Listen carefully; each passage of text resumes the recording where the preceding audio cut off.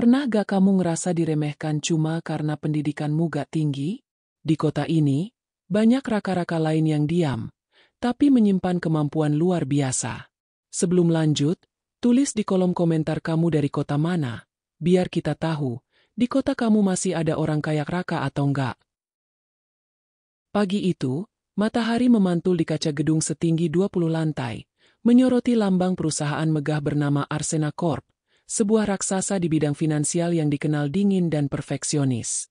Setiap orang di dalamnya bergerak cepat, berpakaian rapi, berbicara dengan nada penuh percaya diri.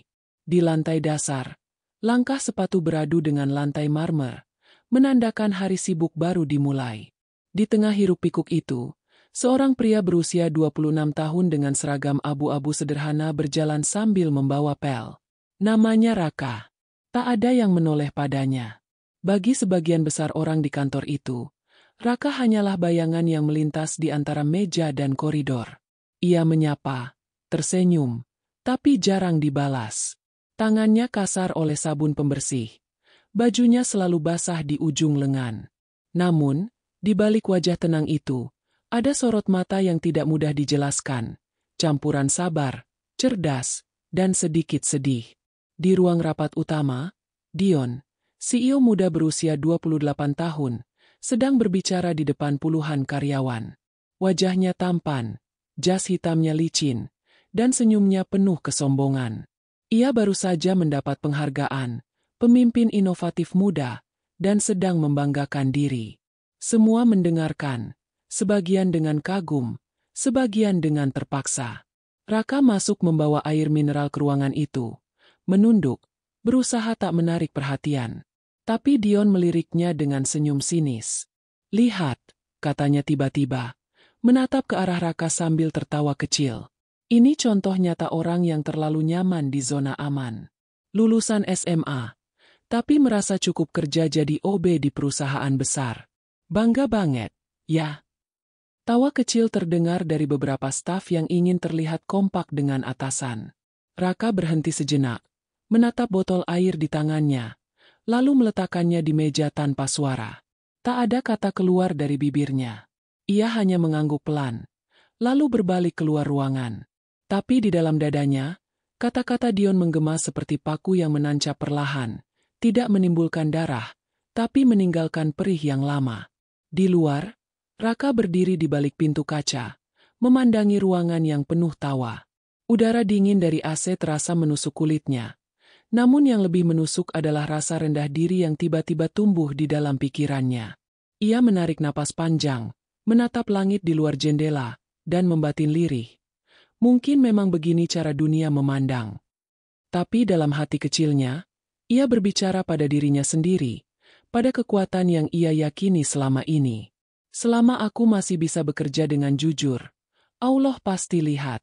Tak perlu semua orang tahu, cukup Dia yang tahu. Beberapa karyawan yang lewat menatapnya sebentar. Sebagian menghindar seolah takut ketularan nasib orang kecil. Raka tersenyum tipis, lalu kembali ke pekerjaannya. Ia membersihkan lantai ruang administrasi yang dipenuhi kertas, printer, dan laptop terbuka. Setiap kali ia melangkah, suaranya bergema lembut di antara denting keyboard dan nada notifikasi email. Saat itu, Kepala HR, Bu Mirna, menghampirinya. "Raka, kamu gak apa-apa? Aku tadi dengar Dion ngomong agak berlebihan." Raka menatapnya dengan senyum yang tak sepenuhnya sampai ke mata. "Gak apa-apa, Bu. Saya udah biasa dianggap gak bisa apa-apa. Padahal kamu rajin banget. Saya tahu kamu sering bantu tim finance bersihin dokumen yang mereka keliru print." Raka hanya mengangguk. "Saya cuma bantu, Bu. Namanya juga kerja di sini. Ya bantu yang bisa dibantu." Bu Mirna menatap Raka sejenak, ingin mengatakan sesuatu, tapi memilih diam. Ia tahu Raka berbeda, terlalu tenang untuk seseorang yang hidupnya berat. Ada semacam kedewasaan yang sulit dijelaskan. Hari terus berjalan. Ketika jam makan siang tiba, Raka duduk di ruang kecil dekat gudang arsip, membuka bekal nasi sederhana. Ia makan perlahan, menatap kalender di dinding yang penuh catatan karyawan lain. Di sudut meja, Ada tumpukan laporan keuangan yang belum sempat dibuang. Ia melihat angka-angka itu sekilas, dan sesuatu di kepalanya seperti otomatis bekerja. Pola, rasio, selisih, dan kolom angka yang tidak sinkron. Namun, ia mengalihkan pandangannya. Ia tahu tempatnya bukan di sana. Tiba-tiba suara tawa Dion terdengar dari arah koridor. Ia lewat sambil berbicara lewat ponsel, dengan nada memerintah. Aku gak peduli alasan mereka. Kalau tim audit datang, suruh finance siapin semua data. Jangan sampai berantakan. Gue gak mau kelihatan bego di depan investor. Raka menunduk, menahan napas. Di wajahnya ada kerutan kecil yang tak pernah muncul sebelumnya. Ia tidak membenci Dion, tidak sepenuhnya. Ia hanya heran, bagaimana seseorang bisa merasa tinggi hanya karena jabatan, padahal di hadapan Allah, semua manusia sama. Sore itu, hujan turun deras. Kantor mulai sepi. Raka membersihkan ruang rapat yang tadi dipenuhi suara tawa. Ia memungut segelas kopi tumpah, menata kursi, dan ketika ia menyeka papan tulis, sisa tulisan Dion masih samar terbaca. Hidup hanya milik mereka yang di atas. Raka menatap kalimat itu lama, lalu menghapusnya perlahan sampai bersih. Di wajahnya, tak ada amarah, hanya ketenangan yang aneh, seperti seseorang yang sudah lama mengerti bahwa waktu selalu punya cara untuk membalas, bukan dengan dendam, tapi dengan kesempatan. Saat lampu-lampu kantor mulai dimatikan satu persatu, Raka berjalan keluar membawa alat pelnya. Di luar, kota masih berdenyut, lampu jalan berkilau, dan udara malam lembab oleh sisa hujan. Dalam langkahnya yang pelan, tersimpan cerita panjang yang belum dimulai. Cerita tentang seseorang yang dianggap kecil, tapi diam-diam menyimpan kemampuan besar. Dan tanpa disadari siapapun di gedung itu, malam itu menjadi awal perubahan yang tak akan pernah bisa dibalikan. Malam turun perlahan di atas gedung Arsena Corp. Setelah jam kerja usai, hanya beberapa lampu yang masih menyala di lantai-lantai tertentu, terutama lantai administrasi tempat Raka sering membersihkan ruangan. Suasana kantor yang biasanya ramai kini berubah menjadi senyap. Hanya terdengar bunyi lembut AC dan dentingan hujan yang belum juga berhenti di luar jendela. Dalam kesunyian itulah, Raka kembali menyapu lantai, sendirian, tanpa keluhan. Ia sudah hafal setiap sudut ruangan, letak meja yang selalu berantakan, kursi yang kakinya goyah, printer yang sering macet. Tapi malam itu, pandangannya tertumbuk pada tumpukan dokumen yang tertinggal di atas meja finance. Kertas-kertas itu tersusun setengah rapi. Beberapa bahkan masih terbuka. Raka menatap angka-angka di sana tanpa sengaja. Sebaris tabel dengan kolom, total pengeluaran, mencolok di matanya, dan di bawahnya, selisih yang tak wajar. Ia bukan bagian dari tim itu, namun matanya seolah otomatis menelusuri pola. Ada sesuatu yang janggal, tapi ia menahan diri. Ia tahu batasnya. Ia bukan siapa-siapa di mata mereka. Raka menarik napas panjang, menunduk, lalu merapikan berkas itu kembali. Ia memandangi jendela besar di depannya, di mana bayangannya sendiri tampak samar. Di pantulan kaca itu, ia melihat seorang pria muda dengan pakaian sederhana dan wajah lelah. Tapi di balik sorot matanya, ada sesuatu yang hidup, api kecil yang belum padam meski sering diinjak. Ia lalu duduk sebentar di kursi staf, menatap ruang kantor yang luas dan dingin. Aku cuma bagian kecil di tempat besar ini, gumamnya lirih. Tapi kecil bukan berarti gak punya arti. Kata-kata itu seperti meneguhkan hatinya. Sejak kecil, Raka selalu percaya bahwa kerja keras adalah ibadah. Ia dibesarkan dalam keluarga sederhana di pinggiran Bekasi, di mana ayahnya dulu pernah berkata, "Nak, jangan malu jadi orang kecil, tapi jangan pernah kecilkan niat buat jadi berguna." Raka menunduk lagi. Kali ini matanya terasa panas. Ia ingat ibunya yang dulu menjahit baju semalaman hanya agar ia bisa ikut lomba matematika waktu SMA. Ia juga ingat bagaimana setelah ayahnya meninggal, ia harus menunda kuliah karena adiknya sakit. Ia tidak menyesal. Tidak pernah. Tapi malam-malam seperti ini sering menekan hatinya pelan-pelan. Seperti beban yang tidak terlihat tapi terasa. Pukul 9 malam, suara lift terbuka mengejutkannya. Ia segera berdiri. siap menyapa siapapun yang datang. Ternyata yang muncul adalah Bu Mirna, kepala HR yang sering memperhatikan karyawan tanpa banyak bicara. "Kamu belum pulang, Raka?" "Belum, Bu. Masih nyelesain lantai ini." Bu Mirna menghela napas kecil. "Kamu tuh gak capek? Dari pagi udah kerja, sekarang masih juga begini." Raka tersenyum. "Kalau saya berhenti di tengah jalan, siapa yang bersin? Lagi pula, saya udah biasa begini, Bu. Capeknya udah gak kerasa." Bu Mirna menatapnya lama. "Kamu sabar banget, ya? Kalau orang lain di posisi kamu, mungkin udah marah, udah pergi dari tempat ini." Raka hanya menjawab pelan. "Saya cuma percaya, Bu. Kalau kita kerja sungguh-sungguh, Allah pasti balas. Mungkin bukan sekarang, tapi nanti. Saya gak tahu kapan, tapi pasti ada waktunya."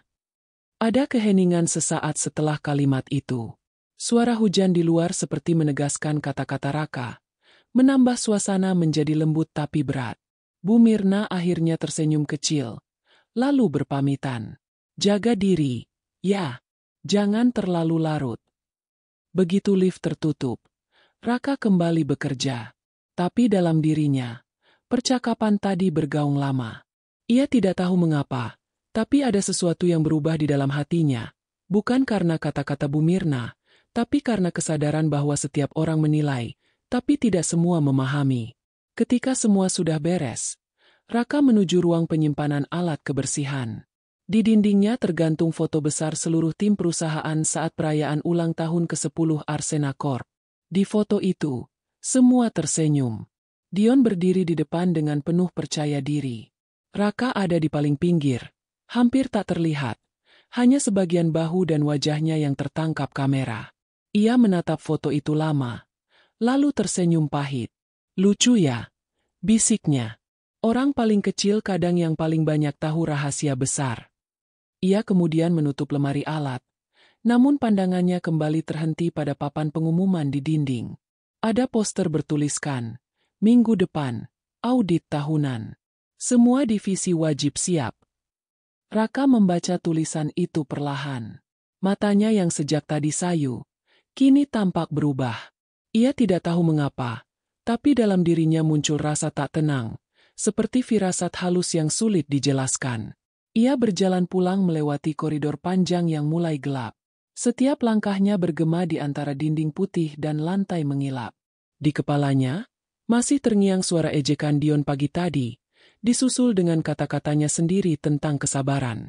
Di luar gedung, hujan berubah menjadi gerimis. Udara malam terasa segar. Raka menengadah ke langit, merasakan titik air jatuh di wajahnya. "Terima kasih, Allah," gumamnya pelan, "karena masih kasih aku kekuatan buat gak balas dengan marah." Ia kemudian melangkah ke halte bus, membawa tas kecil berisi pakaian kerja, sebotol air, dan secari kertas berisi rumus matematika yang sudah lusuh, lembar kenangan dari masa remajanya. Di bawah lampu jalan yang redup, Raka memandangi kertas itu sambil tersenyum samar. "Angka gak pernah bohong," katanya lirih. "Yang salah cuma orang yang gak mau lihat kebenaran di dalamnya." Bus datang, membawa suara mesin dan percikan air. Ia naik perlahan, duduk di bangku paling belakang. Kota yang terang di luar jendela tampak seperti dunia lain yang tidak pernah menyadari keberadaannya. Namun Raka tidak merasa kecil. Dalam diamnya, ada keyakinan yang kuat, ada sabar yang tidak mudah goyah. Ia tahu, setiap langkah yang ia ambil, setiap kerja yang ia lakukan, setiap kata yang ia tahan, semua itu tidak sia-sia. Malam itu, ketika bus bergerak menjauh, bayangan gedung Arsena Corp perlahan menghilang di balik hujan. Tapi di hati Raka, satu hal tertanam dengan pasti, bahwa kadang kesabaran yang paling dalam bukanlah diam karena takut, melainkan diam karena yakin waktunya akan tiba. Dan tanpa disadari siapapun, kesabaran itulah yang kelak akan mengubah segalanya. Pagi berikutnya, udara di gedung Arsena Corp terasa berat. Tidak ada lagi tawariang atau sapaan ramah antar karyawan. Biasanya suara mesin kopi dan obrolan ringan terdengar di setiap sudut kantor. Tapi hari itu semuanya sunyi. Beberapa orang berbisik dengan wajah tegang, Sebagian bahkan tak berani menatap satu sama lain. Raka, yang baru tiba membawa alat pel, bisa merasakan ketegangan itu bahkan sebelum melangkah ke dalam. Saat ia lewat di depan ruang finance, pintu terbuka sedikit. Dari celah itu, ia melihat tumpukan dokumen menumpuk di meja. Beberapa staf sedang berbicara dengan suara tinggi. Di layar komputer tampak grafik menurun tajam berwarna merah. Raka berhenti sejenak, mencoba memahami suasana. Ia tidak mengerti seluruh konteksnya, tapi tahu ada sesuatu yang salah. Ini gak masuk akal. Suara seorang staf perempuan terdengar jelas. Angka di laporan audit gak sama dengan pembukuan internal kita. Selisihnya terlalu besar. Seseorang menimpali dengan nada cemas. Kita udah cek 3 kali, tapi hasilnya tetap sama. Kalau auditor luar tahu, kita bisa kena penalti besar. Raka menunduk dan melangkah pergi, berusaha tidak ikut campur. Tapi di dalam hatinya, firasat dari malam sebelumnya terasa semakin kuat. Ada sesuatu yang lebih besar dari sekadar selisih angka. Di lantai atas, ruang rapat utama dipenuhi orang penting. Dion duduk di kursi ujung meja dengan wajah gelisah. Kemejanya tidak seformal biasanya, dasinya longgar, dan jari-jarinya mengetuk meja tanpa henti. Di sekelilingnya, tim keuangan dan manajer audit internal berdebat tanpa solusi. Ini bukan cuma kesalahan input, kata Dion dengan nada keras. Ada angka yang diubah. Siapa yang tanggung jawab? Semua terdiam. Beberapa saling menatap. Sebagian menunduk. Tak ada yang berani bicara. Auditor luar yang duduk di ujung meja membuka berkas dengan suara berat. Kami sudah memverifikasi semua data. Pak Dion, perbedaan ini bukan sekadar kelalaian. Ada manipulasi laporan pajak di bulan sebelumnya. Kalau tidak segera diperbaiki, perusahaan bisa kena denda miliaran. Ruangan seketika terasa mencekik. Dion berdiri dan menatap seluruh timnya. Saya kasih waktu 2 hari. 2 hari untuk perbaiki semuanya. Kalau enggak, saya pastikan ada yang kehilangan pekerjaannya. Suara pintu dibanting keras menandai akhir rapat. Para karyawan keluar dengan wajah pucat. Sebagian hampir menangis. Raka yang sedang mengepel di ujung koridor segera menyingkir. Menunduk dalam. Dion berjalan cepat melewatinya. Bahunya tegang. Matanya kosong tapi penuh amarah. Sore harinya, suasana kantor seperti ladang badai. Semua sibuk memeriksa angka, membuka file Excel, mencetak ulang laporan. Printer tak berhenti berbunyi. Kertas berserakan di lantai. Udara dipenuhi aroma tinta dan kopi yang mulai dingin.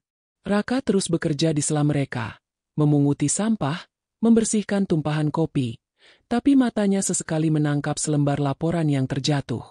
Angka-angka itu kembali menarik perhatiannya. Ia tidak bermaksud ikut campur, tapi matanya seolah menolak diam. Dalam laporan itu, ia melihat kolom berjudul, kompensasi proyek khusus, dengan angka besar yang tak sesuai logika. Di baris bawahnya, terdapat tanda asterisk kecil yang mengarah ke catatan kaki, disetujui oleh CEO. Raka berhenti sejenak, menatap tulisan itu dengan perasaan tak menentu. Ia tak tahu apakah harus mengabaikannya atau menyimpannya di kepala. Beberapa staf di dekatnya mulai kehilangan kendali. Semua angka berantakan. Seru seorang pria paruh baya. Kita gak bakal bisa jelaskan ini ke auditor. Ada file yang hilang dari server juga. Yang lain menimpali. Aku udah cari backupnya di drive lama, tapi filenya rusak. Ini gila. Kayak ada yang sengaja hapus data. Kata-kata itu membuat ruangan makin panik. Dion yang mendengar kabar itu langsung bergegas datang. Wajahnya memerah.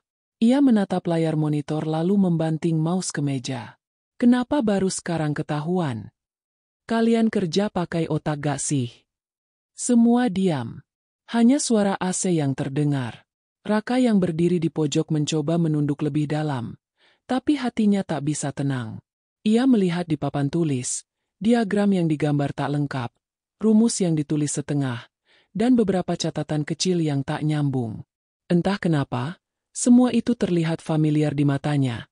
Seperti teka-teki yang hanya butuh satu kunci untuk terbuka. Menjelang malam, sebagian besar karyawan sudah lelah dan menyerah. Beberapa menangis diam-diam. Yang lain memilih pulang dengan kepala tertunduk. Dion masih di ruangannya, menatap layar laptop kosong dengan mata merah. Ia tahu reputasinya di ujung tanduk. Sementara itu, Raka sendirian di ruang administrasi, memunguti sisa kertas dari printer yang terus menyala. Kertas terakhir keluar, separuh tercetak, menunjukkan deretan angka yang tiba-tiba berhenti di tengah halaman. Raka menatapnya, lalu tanpa sadar bergumam, "Ini bukan kesalahan sistem. Ini salah logika." Ia menatap papan spreadsheet besar di layar monitor yang ditinggalkan staf. Matanya menelusuri formula yang terpotong, tanda koma yang hilang, hingga selisih angka yang tidak semestinya. Ia tak punya hak menyentuh, tapi pikirannya terus bekerja. Kenapa angka pengeluaran proyek justru naik saat pemasukan turun? Kenapa total laba konsisten, padahal sumber data berubah setiap bulan? Pertanyaan-pertanyaan itu berputar dalam benaknya saat ia merapikan meja. Di luar, suara petir menggelegar, menandakan badai akan turun lagi. Namun badai di luar masih kalah dibanding badai yang sedang berkecamuk di dalam gedung itu. Sebelum keluar, Raka berhenti sejenak di depan pintu ruang rapat. Ia menatap papan tulis besar yang masih penuh coretan angka dan simbol. Tangannya hampir terangkat untuk menulis sesuatu di sana, tapi ia urungkan. Ia tahu ini belum waktunya. Ia hanya berbisik pelan, seolah bicara pada dirinya sendiri. Kadang, kesalahan terbesar bukan pada angka yang salah ditulis, tapi pada hati yang salah menghitung nilai kejujuran. Suara detak jam di dinding terdengar lebih keras daripada biasanya. Di koridor panjang itu, langkah Raka perlahan menjauh, meninggalkan lantai yang kini basah oleh jejak sepatu dan rasa cemas. Malam semakin pekat, dan di langit Jakarta, awan menggantung berat, seakan tahu bahwa badai sesungguhnya belum dimulai. Keesokan harinya, udara kantor terasa lebih berat dari biasanya. Rasa panik kini berubah menjadi ketakutan yang nyata. Setiap meja penuh tumpukan laporan yang belum selesai, printer berderak tanpa henti, dan suara langkah terburu-buru memenuhi lantai keuangan. Tak ada yang berani bersuara keras, seolah satu kalimat salah bisa memicu amarah baru. Di sudut ruangan, Raka menyapu lantai seperti biasa, tapi kali ini matanya tidak tenang. Pandangannya terus tertuju pada ruang rapat utama, tempat pintu tertutup rapat dan suara-suara tegang sesekali keluar. Ia tahu mereka sedang berusaha memperbaiki data audit yang berantakan. 2 hari waktu yang diberikan Dion terasa seperti hukuman. Tak ada yang sempat makan siang. Bahkan aroma kopi yang biasa menenangkan kini berubah jadi bau getir kelelahan. Raka berusaha menahan diri, tapi setiap kali ia melihat kertas laporan tercecer, hatinya bergetar aneh, seolah ada sesuatu di dalam dirinya yang menolak diam. Sekitar pukul 3 sore, pintu ruang rapat terbuka keras. Dion keluar dengan wajah merah padam, dasinya terlepas, dan keringat menetes di pelipisnya. Ia menatap semua orang di luar dengan pandangan tajam. Kenapa sampai sekarang belum beres juga? Suaranya menggema ke seluruh lantai. Ini bukan main-main. Auditor luar udah di ruang tunggu, dan kalian masih gak bisa kasih angka yang sinkron. Salah satu staf finance mencoba menjelaskan, tapi suaranya bergetar. Pak, kami udah coba semua cara. Sistem keuangannya rusak, file backupnya korupt. Kami gak tahu harus mulai dari mana lagi. Berhenti alasan. Dion membentak. Kalian semua bikin malu. Raka menunduk, pura-pura sibuk menyapu di dekat pintu. Tapi di dadanya, suara-suara itu mengguncang. Ia bisa merasakan putus asa yang menyelimuti ruangan itu. Ia tahu rasa frustasi, rasa di mana kerja keras tidak diakui, dan semua orang hanya saling menyalahkan. Ia pernah ada di posisi itu. Beberapa menit kemudian, auditor luar masuk ruang rapat dengan wajah dingin. Semua tim keuangan dipanggil masuk. Raka hendak menjauh, tapi ketika pintu hampir tertutup, ia melihat selembar laporan jatuh dari tangan salah satu staf. Kertas itu mendarat tepat di dekat kakinya. Ia menunduk, mengambilnya. Begitu matanya membaca angka di baris bawah, napasnya tercekat. Di sana ada selisih total yang sama persis dengan yang ia lihat beberapa hari lalu. Angka itu tidak mungkin kebetulan. Suaranya tertahan di tenggorokan. antara ingin bicara dan takut melangkahi batas. Ia berdiri di depan pintu rapat yang kini tertutup kembali, mendengarkan samar-samar perdebatan dari dalam. Dion membentak lagi, seseorang menangis pelan, dan suara meja dipukul terdengar keras. Raka menggenggam kertas itu erat, lalu menatapnya sekali lagi. Angka-angka itu berlari di kepalanya, membentuk pola seperti puzzle yang menunggu disusun. Ia menutup mata sebentar, menarik napas panjang, dan akhirnya melangkah pelan menuju pintu rapat. Tangannya sempat ragu memegang gagang pintu, tapi entah dari mana datangnya keberanian itu, ia mendorongnya perlahan. Semua kepala langsung menoleh. Ruangan hening. Dion memicingkan mata. "Kamu ngapain di sini?" Suaranya datar tapi tajam. Raka menunduk sopan. "Maaf, Pak. Saya cuma mau. Mungkin saya bisa bantu sedikit." Tawa kecil terdengar dari salah satu staf. Sinis dan melecehkan. "Kamu bantu? Ini bukan urusan bersihin lantai, Mas." Tapi Raka tidak menatapnya. Ia melangkah ke depan, menunjukkan kertas yang ia pegang. "Saya lihat di laporan ini, ada kesalahan pola. Angka pengeluaran di bulan Juli gak sesuai dengan pembukuan internal bulan Juni. Sepertinya formula total diubah manual, bukan otomatis." Auditor yang sejak tadi diam tiba-tiba tertarik. "Kamu tahu dari mana itu formula manual?" Raka menunjuk catatan kecil di bawah tabel. "Karena hasil akhirnya punya selisih tetap, bukan dinamis. Kalau rumusnya benar, selisihnya pasti berubah setiap kali data baru masuk. Tapi di sini nilainya stagnan. Artinya, rumusnya diganti jadi angka tetap." Beberapa orang di ruangan itu saling berpandangan. Dion berdiri, wajahnya kaku. "Kamu ngerti laporan keuangan?" Raka menatapnya tenang. "Sedikit, Pak. Dulu saya pernah belajar soal analisis data waktu ikut kompetisi matematika. Mungkin bisa bantu lihat pola kesalahannya." Auditor meminta Raka maju. Semua menatap dengan rasa penasaran bercampur ragu. Ia berjalan perlahan ke depan, mengambil spidol di meja, dan berdiri di depan papan tulis besar yang penuh coretan tak jelas.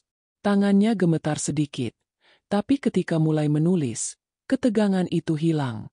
Gerakannya cepat dan teratur, seolah otaknya sudah menghafal jalur angka yang ia lihat.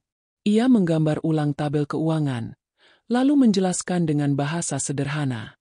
Kalau format ini dibuka dengan sistem akuntansi biasa, angka ini mestinya turun. Tapi karena formula dikunci, programnya ngira semua data valid. Jadi selisih pajak muncul tanpa disadari. Auditor menatap papan itu lama, lalu mengangguk perlahan. "Benar juga. Ini masuk akal. Kami gak sadar ada kunci di file itu." Raka menulis lagi, menunjukkan 2 kolom pembanding, dan dalam waktu singkat menemukan perbedaan struktur yang menunjukkan kesalahan input. Seluruh ruangan mulai hening. Bahkan Dion yang tadi marah kini hanya berdiri terpaku. Matanya mengikuti setiap gerakan tangan Raka di papan. Setiap rumus yang ditulis Raka seperti membuka tirai kabut yang menutupi kebenaran. Ia tidak menghakimi siapapun, tidak menyindir, hanya menjelaskan dengan tenang dan sabar. Masalahnya bukan di sistem, tapi di pola. Ada yang ubah data tapi lupa menyesuaikan variabel turunan.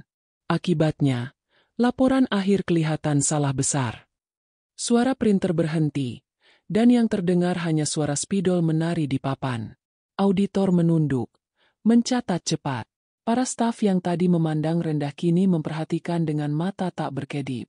Beberapa mulai menyadari, pria berseragam abu-abu di depan mereka bukan sekadar petugas kebersihan. Ketika Raka selesai, ia meletakkan spidol di meja dan menatap papan tulis itu sekali lagi. Kalau data ini disusun ulang dengan format normal, mungkin bisa diselamatkan sebelum batas waktu audit. Auditor mengangguk tegas. "Saya akan cek ulang malam ini. Penjelasan kamu luar biasa." Hening panjang menyelimuti ruangan. Dion tidak langsung bicara. Tatapannya bergeser dari papan ke wajah Raka, seolah tak percaya dengan apa yang baru saja terjadi. Raka menunduk hormat. "Maaf kalau saya lancang, Pak. Saya cuma gak tahan lihat semua orang stres sementara mungkin ada jalan lain." Tidak ada yang menertawakan lagi. Tidak ada cemoohan. Yang tersisa hanya kebisuan dan rasa malu yang menekan dada semua orang di ruangan itu. Raka kemudian melangkah pelan keluar ruangan, kembali membawa alat pelnya. Tapi langkahnya kali ini berbeda. Bukan langkah orang kalah, melainkan langkah seseorang yang baru saja menyingkap sedikit cahaya di tengah gelapnya masalah besar. Dan di luar ruang rapat itu, napasnya terasa lebih ringan, meski ia tahu, badai di dalam belum benar-benar reda. Ruang rapat yang tadinya riuh oleh kemarahan dan kepanikan kini berubah menjadi sunyi.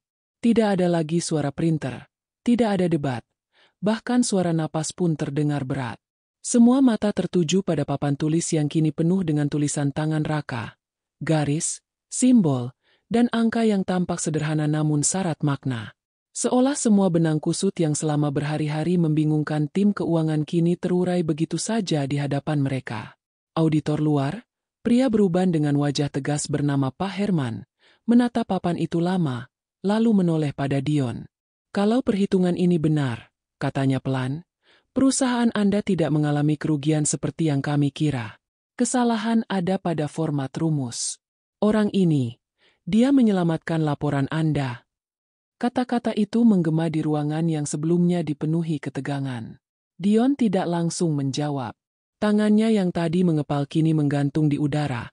Matanya tak lepas dari sosok Raka yang berdiri di ujung meja, masih memegang spidol dengan canggung. Raka sendiri tampak bingung. Ia tidak merasa baru melakukan hal besar. Ia hanya melakukan apa yang menurutnya benar. Tapi melihat semua orang membisu menatapnya membuat jantungnya berdetak lebih cepat. Ia menunduk, mencoba bicara dengan hati-hati. Saya kebetulan ngerti sedikit soal perhitungan, Pak. Gak sengaja lihat polanya. Tidak ada yang membalas.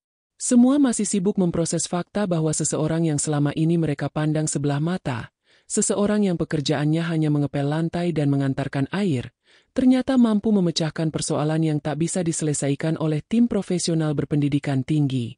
Dion akhirnya menghela napas panjang. Ia melangkah mendekat ke arah papan, menatap barisan rumus di sana dengan mata tak percaya. Kamu ngerti ini semua? Suaranya nyaris bergetar. Raka menatapnya singkat. Saya belajar sendiri, Pak. Dulu saya sering ikut lomba matematika. Jadi kalau lihat angka, saya suka ngerasa ada yang gak beres. Kata-kata itu sederhana, tapi menohok. Beberapa staf menunduk, merasa malu. Mereka teringat bagaimana seringnya mereka menertawakan Raka, memanggilnya OB Genius, sebagai lelucon, tanpa tahu betapa nyata kalimat itu hari ini. Auditor mulai menyalakan laptopnya, menguji ulang rumus yang Raka tulis. Ia mengetik cepat, lalu menunjuk layar. Benar, persis seperti yang dia bilang. File lama dikunci manual. Kalau perhitungan dikembalikan ke sistem dinamis, hasilnya cocok dengan audit awal. Ini bukan korupsi, ini kesalahan teknis. Seketika, ruangan yang tadi tegang berubah penuh desahan lega. Beberapa karyawan memegangi kepala, sebagian hampir menangis karena kelelahan bercampur keharuan. Dion menatap layar, lalu menatap Raka lagi. Wajahnya menunjukkan rasa malu yang jarang muncul dari seorang pemimpin angkuh seperti dia. Raka hanya berdiri diam. Ia tidak ingin disorot. Ia tidak ingin dipuji. Ia bahkan merasa canggung dengan semua mata yang memandangnya seolah baru melihatnya untuk pertama kali. Dalam hatinya, ia hanya berbisik lirih. Terima kasih, Allah. Kalau bukan karena petunjuk MU, mana mungkin tangan ini bisa menulis hal yang benar. Beberapa menit kemudian, Pak Herman berdiri dan menjabat tangan Raka dengan hormat. Anak muda, kamu luar biasa.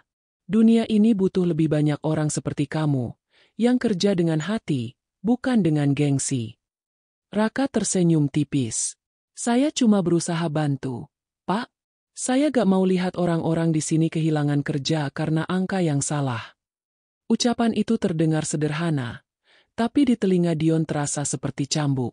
Ia teringat bagaimana beberapa hari lalu ia mempermalukan Raka di depan semua orang, menertawakannya hanya karena pendidikan terakhirnya SMA. Dan sekarang, orang yang ia remehkan itulah yang menolong seluruh perusahaan dari kehancuran. Raka menaruh kembali spidol di meja, lalu melangkah mundur. Namun langkahnya terhenti ketika Dion memanggilnya. Raka. Raka menoleh pelan. Kenapa kamu gak bilang dari awal kalau kamu bisa begini?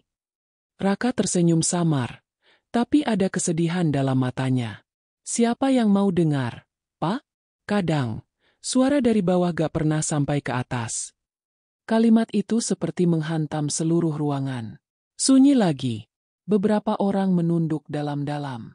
Ada rasa bersalah yang menggantung di udara, bukan hanya dari Dion, tapi dari semua orang yang pernah menganggap rendah seseorang hanya karena seragamnya berbeda. Auditor menutup laptopnya, berkata dengan nada tegas. Saya rasa masalah audit bisa diselesaikan malam ini. Tim Anda beruntung masih punya seseorang yang peduli bahkan saat tidak diminta. Setelah itu, ia pamit keluar. Pintu tertutup, meninggalkan Raka, Dion, dan para staf dalam keheningan yang panjang. Raka menunduk sopan. Kalau gak ada yang perlu dibersihkan lagi, saya izin balik ke lantai bawah. Dion ingin menahannya, tapi lidahnya keluh. Ada sesuatu dalam dirinya yang menahan, campuran malu, kagum, dan sesal. Ia hanya mampu berkata lirih. Terima kasih. Raka berhenti di ambang pintu. Ia tidak menoleh, hanya menjawab. Sama-sama, Pak. Semoga setelah ini, angka-angka gak cuma jadi hitungan di layar, tapi juga jadi cermin buat hati kita semua. Lalu ia pergi. Begitu Raka keluar, beberapa staf menatap Dion dengan wajah yang sulit dibaca. Ada yang ingin bicara, tapi tak satu pun berani. Dion duduk di kursinya, menyandarkan tubuhnya lemas, menatap papan tulis yang kini terasa seperti cermin dirinya sendiri, penuh coretan kesalahan yang akhirnya disadarkan oleh seseorang yang tak ia anggap. Ia menatap papan itu lama, lalu bergumam lirih.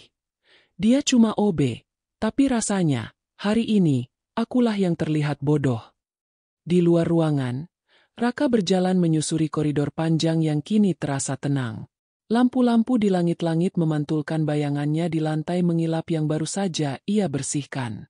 Dalam keheningan itu, langkahnya perlahan kembali menjadi langkah seorang petugas kebersihan biasa. Tapi di dalam dadanya, ada sesuatu yang hangat, bukan karena pujian, melainkan karena keyakinan bahwa kebaikan tidak butuh panggung. Ia menatap keluar jendela, melihat senja mulai turun di antara gedung-gedung tinggi. Langit berwarna oranye lembut, seolah memberi tanda bahwa badai hari itu akhirnya reda.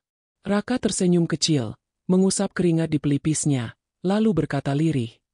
Kesabaran memang diam, tapi saat waktunya tiba, dia berbicara lebih keras dari amarah. Dan pada sore yang tenang itu, hening di ruang rapat menjadi saksi, bahwa satu tindakan tulus bisa mengguncang seluruh ruangan, bahkan hati yang paling keras sekalipun.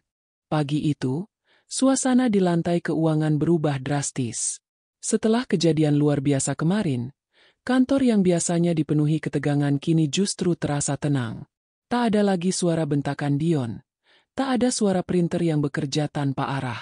Semua orang bekerja dengan lebih hati-hati, seolah takut mengulang kesalahan yang sama. Namun, di tengah ketenangan itu, ada satu nama yang terus berbisik di setiap sudut ruangan. Raka. Ia datang seperti biasa, mengenakan seragam abu-abu yang kini tampak berbeda di mata banyak orang. Bukan karena warnanya berubah, tapi karena mereka tahu siapa yang mengenakannya.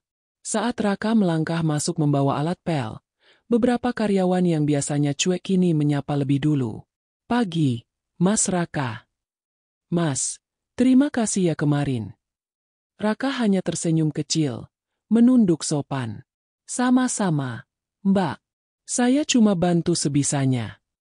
Namun di balik senyum itu, ada rasa canggung yang mengganjal. Ia tidak terbiasa diperlakukan istimewa. Dulu, tatapan mereka selalu dingin, kini berubah hangat, bahkan kagum. Tapi bagi Raka, penghormatan mendadak itu justru terasa asing. Ia tidak ingin dipandang sebagai pahlawan, karena dalam hatinya, ia tahu, ia hanya melakukan hal yang menurutnya benar. Menjelang siang, auditor luar, Pak Herman, kembali datang untuk finalisasi laporan. Ia menyapa semua staf dengan ramah, lalu mencari Raka. Mana anak itu? Si Raka. Tanyanya. Raka yang sedang merapikan meja di sudut ruangan menoleh. Iya, Pak, saya di sini. Pak Herman mendekat sambil tersenyum. Kamu luar biasa. Saya penasaran, kamu belajar dari mana bisa secepat itu paham pola keuangan? Raka menunduk. Agak kikuk. Saya dulu pernah ikut Olimpiade Matematika Nasional. Pak, waktu SMA. Tapi gak lanjut kuliah karena keadaan keluarga. Beberapa orang yang mendengar langsung menatapnya dengan kaget. Serius? Mas? Olimpiade Nasional? Tanya seorang staf perempuan tak percaya. Raka mengangguk pelan. Dulu cuma sampai tingkat provinsi. Tapi sempat menang beberapa kali. Saya suka hitung-hitungan. Cuma ya, hidup kadang gak kasih semua yang kita mau. Ruangan mendadak hening. Bahkan Dion yang baru saja keluar dari kantornya ikut berhenti di ambang pintu, mendengarkan tanpa bersuara. Kata-kata Raka barusan seperti menampar kesadaran banyak orang, bahwa di balik seseorang yang sederhana, bisa tersimpan sejarah yang tak terbayangkan. Pak Herman menepuk bahu Raka. Kalau kamu lanjut kuliah, kamu bisa jadi analis hebat, nak. Raka tersenyum. Saya sempat mulai, Pak. Dapat beasiswa waktu itu. Tapi adik saya sakit keras. Jadi uang kuliah saya pakai buat berobat. Saya pikir, gak apa-apa. Ilmu gak akan hilang, meski gelar gak saya punya. Kata-kata itu membuat tenggorokan Dion tercekat. Ia memalingkan wajah, tak ingin terlihat sedang menyesal.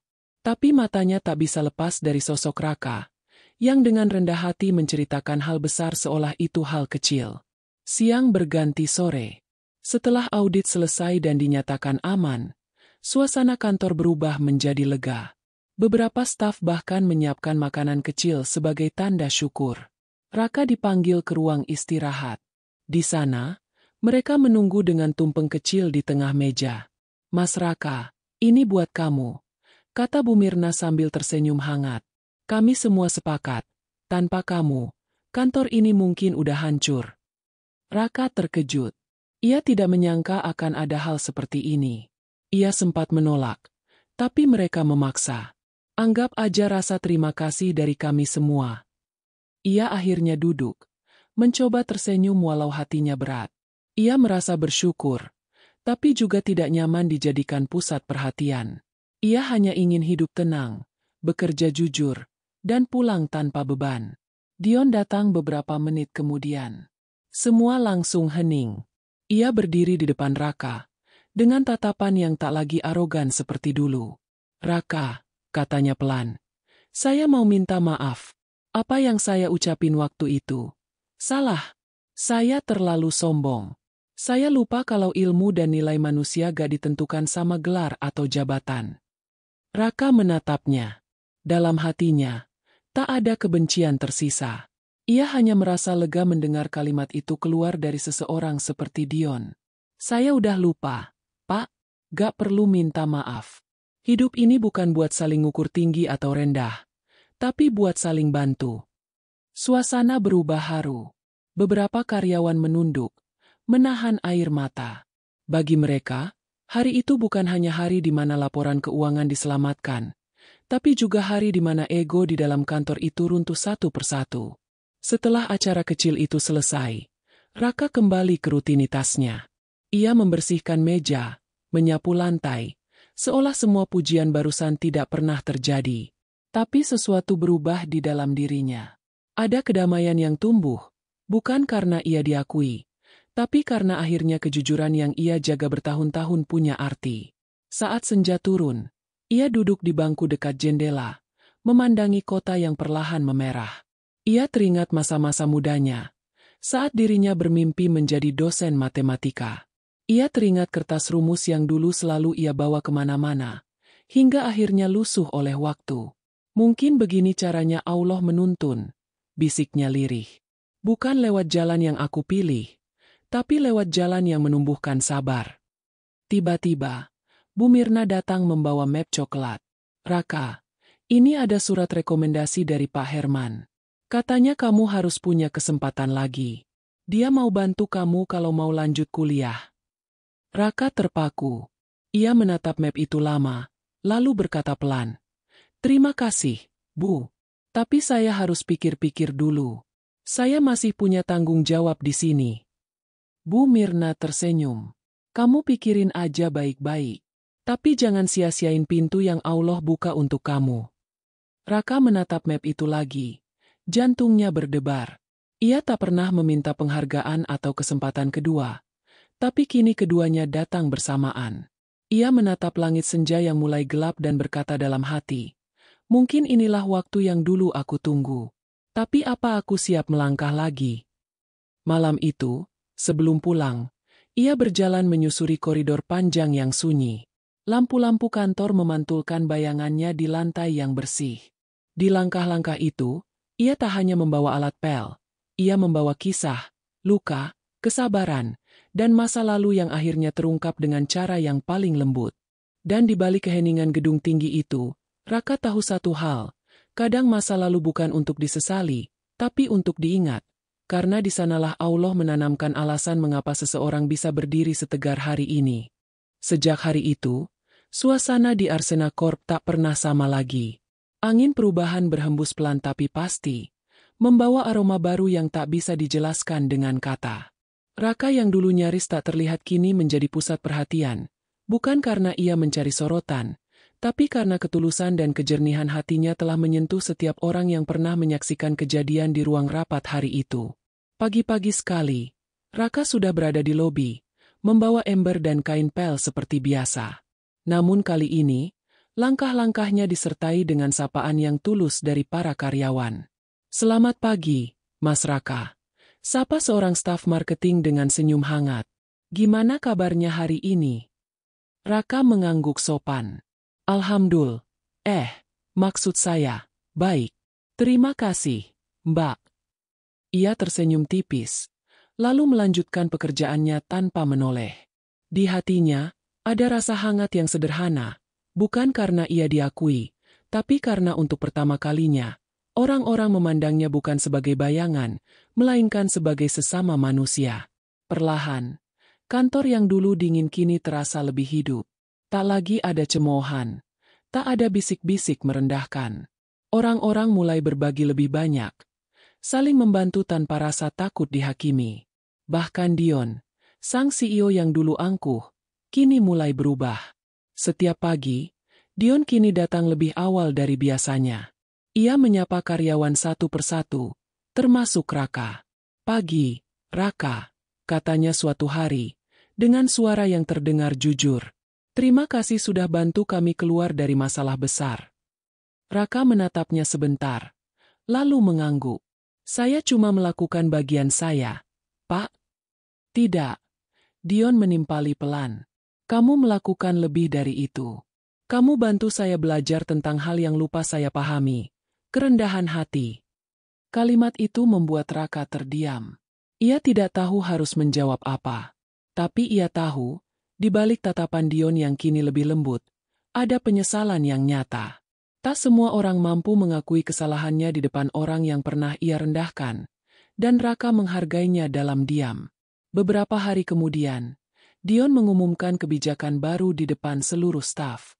Ia berdiri di depan ruangan dengan ekspresi tenang, berbeda dari sosoknya yang dulu penuh amarah. "Saya ingin kantor ini berubah," ucapnya. "Bukan hanya soal kinerja, tapi soal cara kita memandang satu sama lain. Di tempat ini, tidak ada yang lebih tinggi atau lebih rendah. Kita semua bagian dari sistem yang sama." Ruangan itu hening. Semua mendengarkan dengan hikmat. "Dan mulai hari ini," lanjutnya, "setiap divisi wajib membuka program pelatihan lintas jabatan.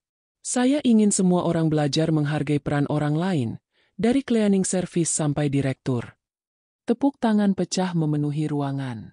Tapi di antara kerumunan itu, Raka hanya menunduk. Ia tidak ingin menjadi alasan perubahan itu, meskipun dalam hati kecilnya, ia tahu benihnya berawal dari dirinya.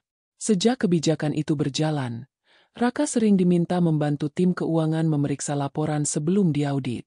Ia tak resmi menjadi bagian dari tim, tapi kehadirannya dianggap penting. Mereka menyebutnya mata kedua, Orang yang mampu melihat hal-hal kecil yang sering terlewat oleh orang lain. Setiap kali mereka menemui masalah, mereka memanggilnya dengan penuh hormat, bukan lagi dengan nada memerintah. Namun, perubahan itu tak hanya terjadi di luar. Di dalam hati Raka sendiri, tumbuh rasa damai yang tak pernah ia rasakan sebelumnya. Ia tak lagi merasa kecil. Ia mulai menyadari bahwa nilai seseorang bukan ditentukan oleh pakaian atau pangkat, tapi oleh kejujuran dalam menjalankan tanggung jawab. Sore itu, ketika semua karyawan sudah pulang, Raka masih tinggal di kantor. Ia duduk di dekat jendela besar, memandangi cahaya matahari yang perlahan tenggelam di antara gedung-gedung tinggi. Di tangannya, masih tergenggam map coklat yang diberikan Bu Mirna, surat rekomendasi untuk kuliah. Ia belum memutuskan apa-apa. Pikirannya berkelana jauh, mengingat perjalanan hidupnya yang panjang dan penuh luka. Ia teringat ayahnya yang selalu berkata, "Nak, kalau dunia menutup satu pintu, jangan marah. Kadang Allah cuma mau kamu lihat jendela lain yang lebih besar." Kata-kata itu terngiang-ngiang, membuat dadanya hangat sekaligus sesak. Ia memandang langit senja yang berubah ungu, lalu tersenyum getir. "Ayah, mungkin ini jendela yang ayah maksud," gumamnya pelan. Tanpa ia sadari, Dion mendekat dari belakang. "Raka, kamu belum pulang?" Raka terkejut sedikit. "Oh, Pak Dion, saya cuma bersihin alat." Dion duduk di kursi sebelahnya. "Kamu tahu, beberapa minggu ini saya banyak berpikir tentang kata-kata kamu waktu itu." Raka menoleh, menatapnya. "Yang mana, Pak?" "Yang kamu bilang hidup ini bukan buat saling ngukur tinggi atau rendah, tapi saling bantu." Raka tersenyum. "Itu cuma kata-kata sederhana, Pak." "Tidak," jawab Dion pelan. "Itu kata-kata yang mengubah cara saya memimpin." Hening beberapa saat. Hanya suara detik jam yang terdengar. Dion melanjutkan. "Saya dulu pikir yang penting itu angka, target, dan jabatan. Tapi setelah semua ini, saya sadar perusahaan besar pun gak akan berdiri tanpa orang kecil yang jujur kayak kamu." Raka menunduk, merasa tersentuh. Tapi ia juga tahu, kata-kata itu bukan hanya untuk dirinya, melainkan untuk seluruh orang yang pernah diremehkan karena tampak sederhana. Sebelum Dion pergi, ia sempat menepuk bahu Raka. "Kalau kamu butuh waktu buat mikir soal kuliah itu, ambil saja. Tapi kalau kamu siap, saya akan bantu." Raka hanya bisa menjawab pelan. "Terima kasih, Pak. Saya gak janji apa-apa. Tapi saya pikir ini semua udah lebih dari cukup buat saya belajar banyak hal." Setelah Dion pergi, Raka kembali menatap langit malam yang mulai gelap. Lampu-lampu kota berkilau di kejauhan, seperti titik-titik harapan yang tak pernah padam. Di balik kaca itu, ia melihat bayangannya sendiri, bukan lagi sebagai petugas kebersihan, tapi sebagai seseorang yang telah melewati badai tanpa kehilangan arah. Ia tersenyum kecil, menunduk, lalu berbisik lembut. "Allah, kalau memang ini jalan yang kau pilih, aku terima dengan syukur. Biar aku tetap di sini, tapi dengan hati yang bersih." Malam itu, Raka menyalakan lampu di ruangan yang mulai gelap, membersihkan meja demi meja dengan tenang. Setiap kilau di lantai yang ia pel terasa seperti pantulan perjalanan hidupnya. Sederhana, tapi penuh makna. Dan di antara semua perubahan yang terjadi di kantor itu, perubahan terbesar justru terjadi di dalam dirinya, di tempat yang tidak bisa dilihat siapapun, tapi dirasakan oleh semua yang mengenalnya. Hari-hari setelah audit itu berjalan lebih tenang, tapi di balik ketenangan itu, ada arus kecil yang tak terlihat, sebuah rasa ingin tahu, rasa tidak percaya, dan rasa hormat yang mulai tumbuh perlahan. Semua orang tahu, laporan keuangan sudah bersih, perusahaan lolos audit, dan nama Arsena Corp kembali aman di mata publik. Namun, di antara semua pujian dan kelegaan, satu hal terus menggantung di pikiran banyak orang. Siapa sebenarnya Raka? Ia masih datang lebih pagi dari siapapun, membersihkan lantai dengan ritme yang sama, menyiapkan kopi untuk staf yang datang lebih awal, dan tersenyum dengan cara yang sama seperti sebelum semuanya berubah. Tapi kini, ketika orang-orang lewat, mereka tidak lagi menunduk dingin. Mereka menatap, menyapa, bahkan berhenti sejenak untuk mengobrol. Raka membalas dengan ramah, tapi selalu menjaga jarak sopan. Ia tidak mau kehilangan jati dirinya hanya karena kini ia dihormati. Namun di balik semua itu, ada sesuatu yang berubah di dalam dirinya. Bukan kebanggaan, melainkan perasaan aneh yang sulit ia jelaskan. Ia mulai sadar bahwa kehidupannya yang sederhana ternyata diperhatikan banyak orang. Kadang, ia mendengar bisik-bisik dari belakang saat ia lewat. Katanya dulu dia jenius, tapi gak kuliah karena bantu keluarganya. Aku dengar dia pernah menang lomba nasional. Gak nyangka ya, orang kayak dia bisa bantu nyelamatin perusahaan. Raka hanya menunduk, pura-pura tidak mendengar. Tapi di hatinya, setiap kata itu menusuk halus, bukan karena sakit, melainkan karena ia takut dipuja. Ia tahu, ketika manusia terlalu tinggi diangkat, terkadang yang paling dulu hilang adalah ketulusan. Suatu sore, ketika sebagian besar karyawan sudah pulang, Raka masih di lantai 5. Ia sedang merapikan dokumen di ruang rapat tempat kejadian besar itu dulu berlangsung. Papan tulis yang pernah dipenuhi coretan rumus kini bersih. Tapi di mata Raka, bayangan angka-angka itu masih jelas, seolah ia bisa melihat ulang setiap momen. Wajah Dion yang muram, Pak Herman yang kagum, dan tatapan seluruh karyawan yang berubah dari meremehkan menjadi menghormati. Ia menghela napas pelan. Lucu ya, bisiknya lirih. Hidup bisa berubah cuma karena satu keberanian kecil. Saat ia sedang merapikan meja, pandangannya tertuju pada sesuatu di bawah tumpukan map, sebuah flash disk kecil berwarna hitam. Ia memungutnya dengan alis berkerut. Tidak ada label, tidak ada tanda pemilik. Ia menimbang-nimbang, ingin menyerahkan ke bagian IT, tapi rasa penasaran menahannya. Ia menatap benda itu lama, sebelum akhirnya menyimpannya di saku baju. Malamnya, setelah semua lampu kantor dimatikan, Raka duduk sendirian di ruang cleaning service yang sempit. Ia menatap flash disk itu di tangannya, seperti menatap rahasia yang tak sengaja ditemukan.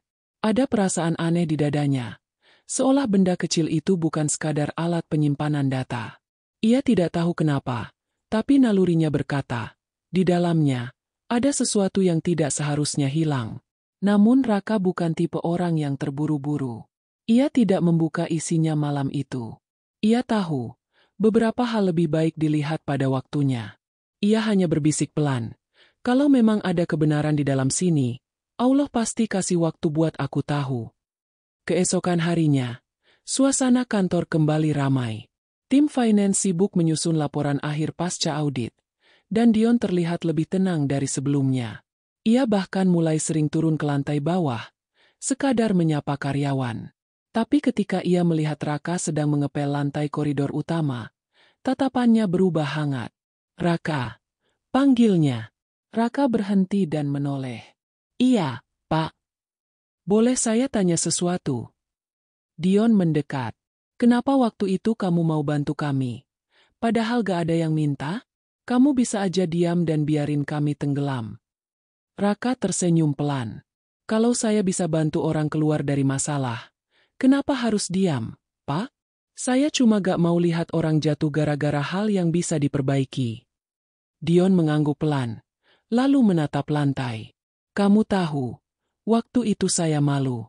Bukan cuma karena salah, tapi karena sadar betapa sombongnya saya. Raka menjawab tenang. Kadang orang baru ngerti arti rendah hati setelah dia dipaksa jatuh, Pak. Tapi jatuh bukan akhir, asal mau bangkit. Kalimat itu membuat Dion terdiam lama. Ia hanya menepuk bahu Raka pelan sebelum pergi, meninggalkannya sendirian di lorong panjang yang diterangi cahaya putih dingin. Tapi di hati Raka, percakapan singkat itu menimbulkan sesuatu, semacam rasa iba yang dalam. Ia tahu, di balik jabatan tinggi dan penampilan rapi, Dion menyimpan luka yang tidak semua orang bisa lihat. Beberapa hari kemudian, kantor mengadakan acara kecil untuk merayakan keberhasilan audit. Semua orang bersorak gembira. Tawa terdengar di mana-mana. Tapi Raka memilih duduk di belakang, tidak ikut ke tengah. Ia memandangi wajah-wajah bahagia itu dan merasa cukup dengan menjadi saksi. Di sela keramaian itu, Bu Mirna menghampirinya. Mas Raka, kamu gak ikut foto bareng? Raka tersenyum. Saya lebih cocok di belakang, Bu. Biar yang di depan punya ruang lebih luas. Bu Mirna menatapnya dengan tatapan lembut. Tapi kadang, orang yang di belakang justru jadi alasan kenapa yang di depan bisa berdiri tegak. Raka terdiam. Kata-kata itu menamparnya pelan, tapi dengan cara yang hangat. Ia tahu, orang seperti Bu Mirna tidak berbicara tanpa makna.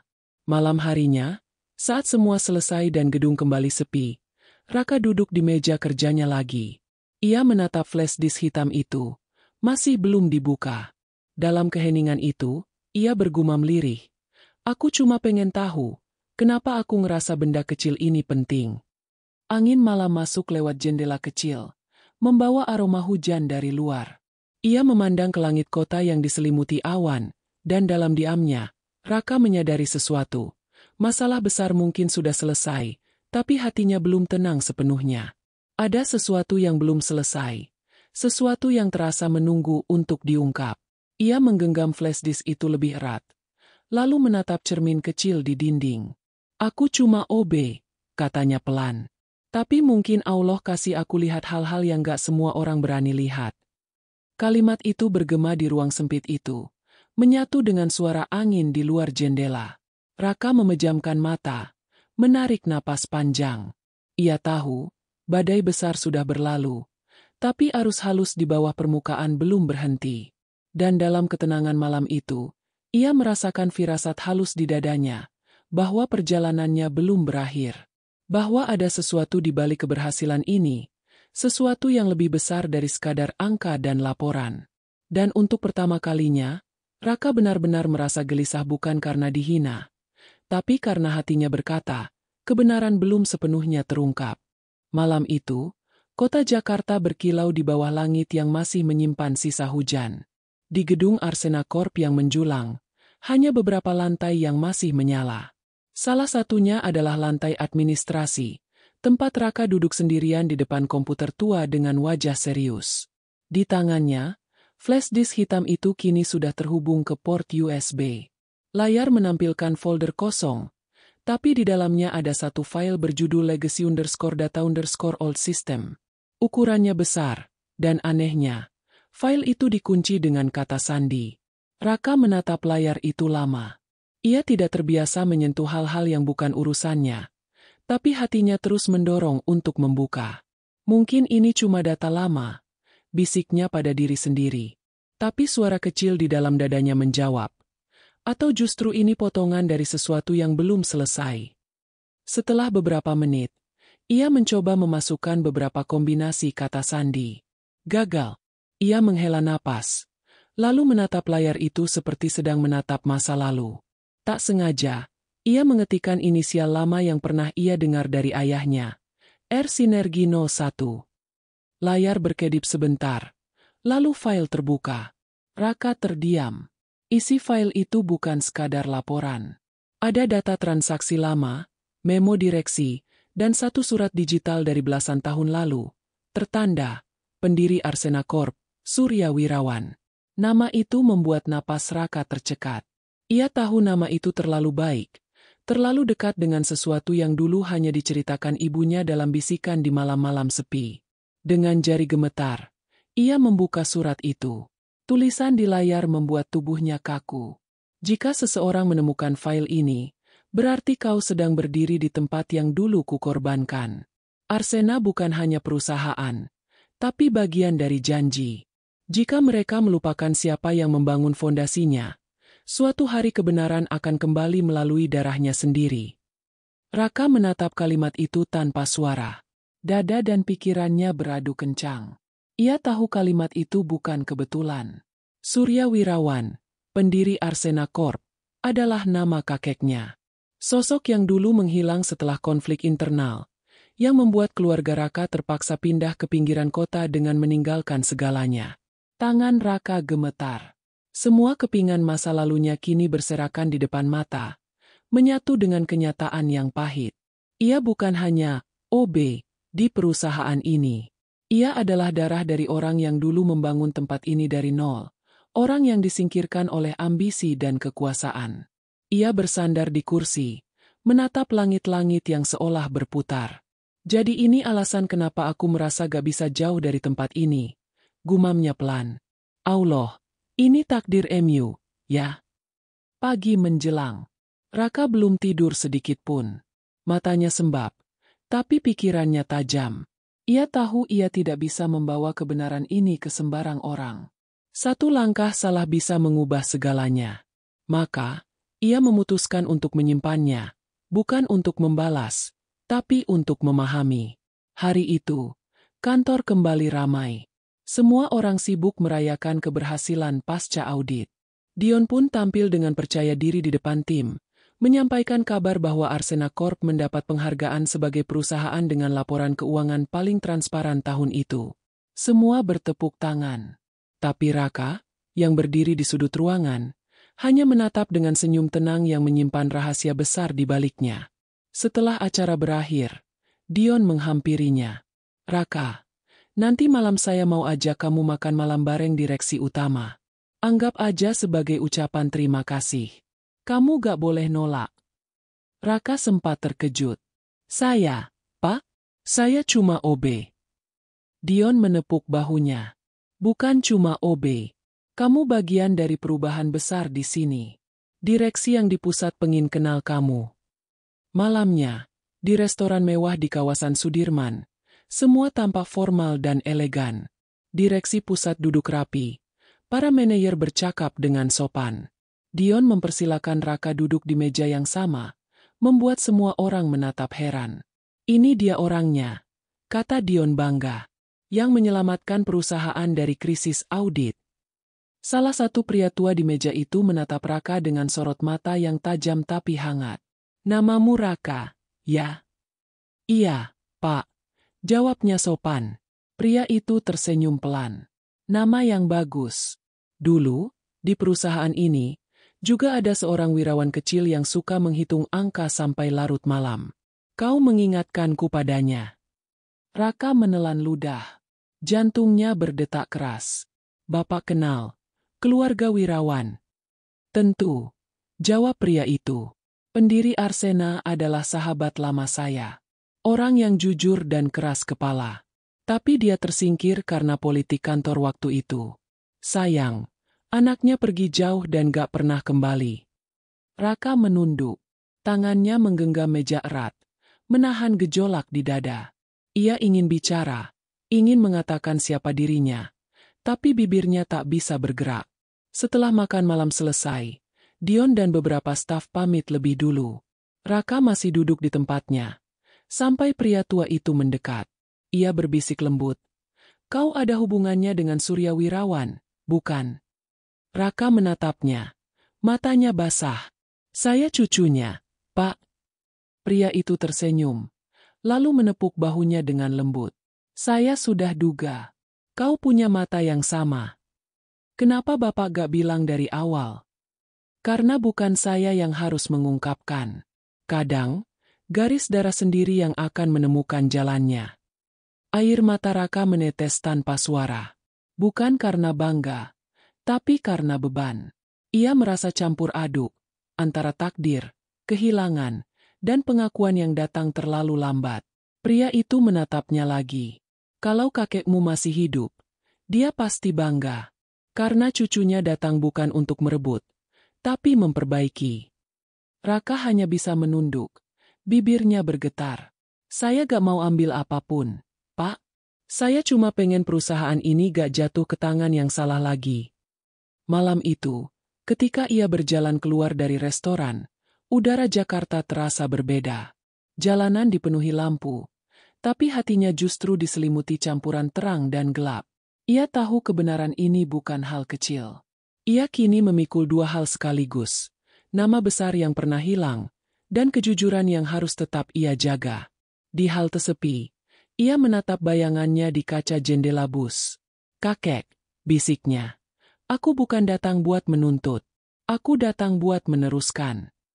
Dan di balik keheningan malam itu, Raka sadar, selama ini, ia bukan hanya bagian dari cerita perusahaan, tapi bagian dari sejarah yang belum selesai ditulis. Pagi itu, langit Jakarta diselimuti awan kelabu. Di gedung Arsena Corp, semua karyawan terlihat sibuk menyiapkan acara besar, rapat tahunan bersama direksi pusat. Bagi mereka, ini hanya agenda rutin, tapi bagi Raka, pagi itu terasa berat, seperti ada sesuatu yang sedang menunggu untuk diungkapkan. Ia datang lebih awal, seperti biasa, membawa peralatan kebersihan, tapi kali ini langkahnya pelan. Pikirannya berputar di antara masa lalu dan kenyataan yang kini bertemu di satu garis. Semalam, setelah pertemuan di restoran, Raka tak bisa tidur. Kata-kata pria tua itu terus bergema di kepalanya. Kau datang bukan untuk merebut, tapi untuk memperbaiki. Kalimat itu sederhana, tapi menembus jauh ke dalam hatinya. Ia tahu sekarang, ia bukan lagi hanya Raka Sangobe. Ia adalah bagian dari warisan yang dulu hilang, darah pendiri yang pernah disingkirkan, kini kembali, tapi dengan wajah yang berbeda. Saat jam rapat dimulai, Raka sibuk di luar ruangan, memastikan ruangan bersih, kursi tertata, dan minuman terisi. Dion berdiri di podium dengan percaya diri, menyambut kedatangan direksi pusat yang datang dari berbagai kota. Di barisan depan, pria tua dari restoran malam itu duduk tenang, matanya sesekali mencari sosok Raka di antara kerumunan. Rapat berjalan lancar sampai akhirnya. Tiba saat presentasi laporan keuangan tahunan. Semua mata tertuju pada layar besar yang menampilkan grafik dan angka-angka stabil. Dion berbicara dengan suara mantap, menjelaskan perkembangan perusahaan setelah krisis audit. Tapi di tengah penjelasannya, pria tua itu mengangkat tangan, memberi isyarat untuk berhenti sejenak. Dion, katanya pelan tapi tegas. Sebelum kita lanjut, saya ingin menyampaikan sesuatu yang penting. Dion mengerutkan kening. Tentu, Pak. Pria itu berdiri, menatap seluruh ruangan. Saya ingin memperkenalkan seseorang yang menurut saya pantas mendapat tempat di sini. Seseorang yang bukan hanya menyelamatkan perusahaan ini, tapi juga membawa kembali semangat yang dulu hilang di Arsena. Semua orang saling berpandangan. Beberapa berbisik. Dion tampak kebingungan. Bapak maksud, Raka. Pria itu mengangguk pelan. Ya, anak itu. Raka yang berdiri di belakang ruangan tersentak. Ia tidak menyangka akan disebut di hadapan semua direksi. Ruangan mendadak sunyi. Pria tua itu menoleh ke arahnya. Raka, bisa ke depan. Raka menatap Dion sejenak. Dion memberi isyarat kecil, seolah berkata pergilah.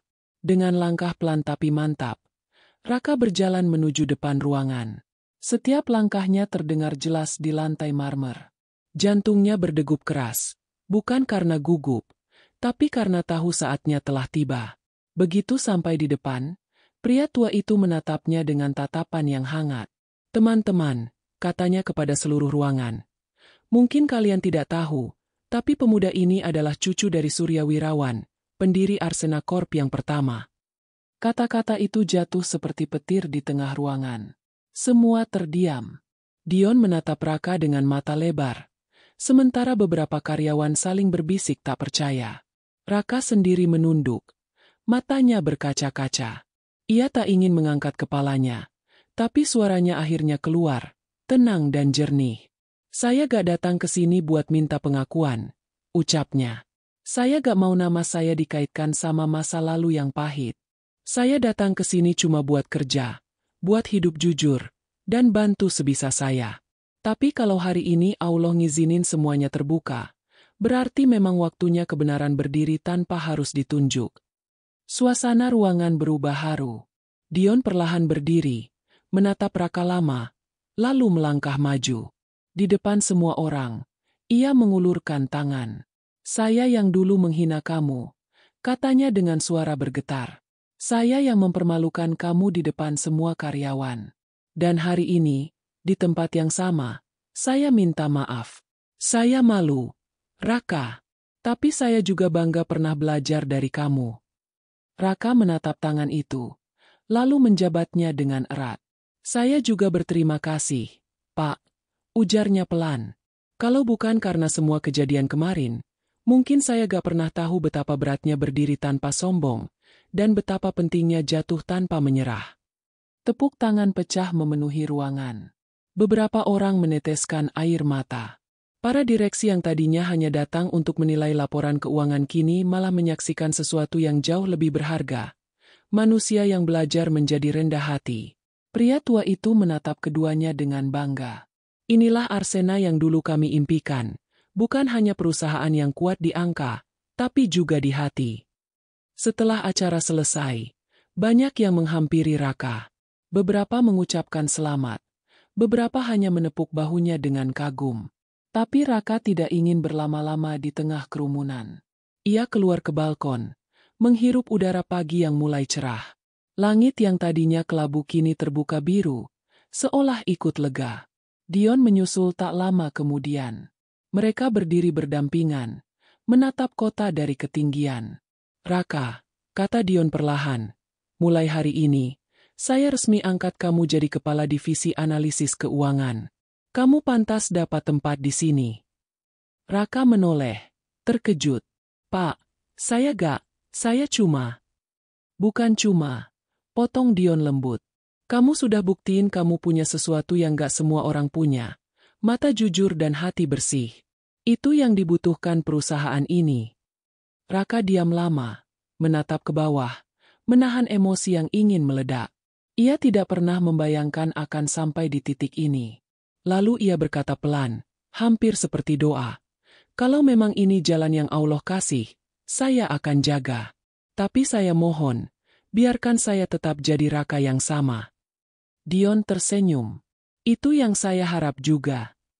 Mereka berdiri di sana cukup lama, membiarkan angin kota berembus melewati jas dan seragam sederhana yang kini berdiri sejajar. Tidak ada lagi jarak antara atasan dan bawahan. Hanya dua manusia yang belajar arti rendah hati dari arah yang berbeda. Ketika Raka kembali ke ruangannya, ia melihat papan nama baru sudah dipasang di pintu kaca. Raka Wirawan, Kepala Divisi Analisis Keuangan. Ia menatap nama itu lama, lalu tersenyum. Tidak karena bangga, tapi karena akhirnya, semua luka masa lalu menemukan tempatnya untuk sembuh. Sebelum pulang, ia berdiri di tengah ruangan kosong yang dulu menyimpan ejekan, air mata, dan kesabaran. Ia menatap langit senja yang menyusup lewat jendela, lalu berbisik pelan. Terima kasih, Allah, karena kau tunjukkan bahwa balasan terbaik untuk penghinaan bukanlah kemarahan, tapi pembuktian. Cahaya sore menimpa wajahnya lembut. Di sana, berdiri seseorang yang dulu dianggap tak berarti, kini menjadi simbol perubahan. Dan dalam diamnya, Raka tahu, hidup memang bukan tentang seberapa tinggi kita berdiri, tapi seberapa tulus kita berjalan.